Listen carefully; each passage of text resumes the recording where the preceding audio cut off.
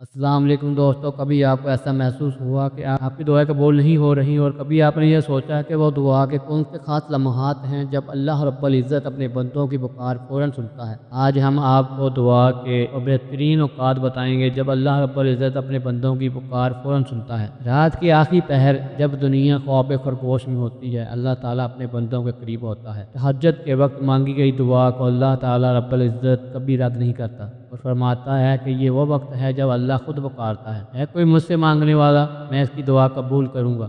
اذان اور اقامت کے درمیان کا وقت، یہ وہ سنہری لمحات ہیں جب زمین پر رحمتوں کی برسات ہوتی ہے۔ اس وقت جو دعا مانگی جاتی ہے وہ رد نہیں کی جاتی۔ تیسرا، جمعے کے دن ایک خاص لمحہ ایسا آتا ہے جب اللہ رب العزت ہر دعا کو شرف قبولیت بخشتا ہے۔ بعض روایات کے مطابق یہ وقت عصر اور مغرب کے درمیان ہوتا ہے۔ اس وقت کی قدر کریں اور اللہ سے اپنی حاجات مانگیں۔ اور چوتھا، دعا کی قبولیت کا وقت، روزے دار کی دعا افطار کے وقت رد نہیں ہوتی۔ یہ وہ وقت ہے جب اللہ کی رحمتیں اپنے عروج پر ہوتی ہیں۔ اگر آپ کے دل میں کوئی خواہش ہے تو افطار سے پہلے اسے اللہ کے حضور رکھیں۔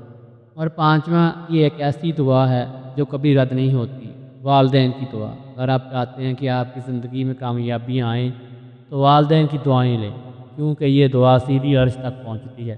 اور ایک اور ایسا شخص ہے جس کی دعا رد نہیں کی جاتی، مظلوم کی دعا۔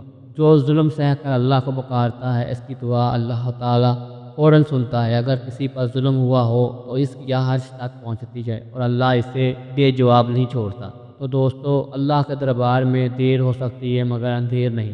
دعا کے ان خاص اوقات کی قدر کریں، کیونکہ یہ وہ لمحات ہیں جب آسمان کے دروازے کھلے ہوئے ہوتے ہیں اور رحمتیں آپ کی جھولی میں ڈال دی جاتی ہیں۔ اگر آپ کو یہ ویڈیو پسند آئی ہو تو لائک کریں، شیئر کریں اور سبسکرائب کریں۔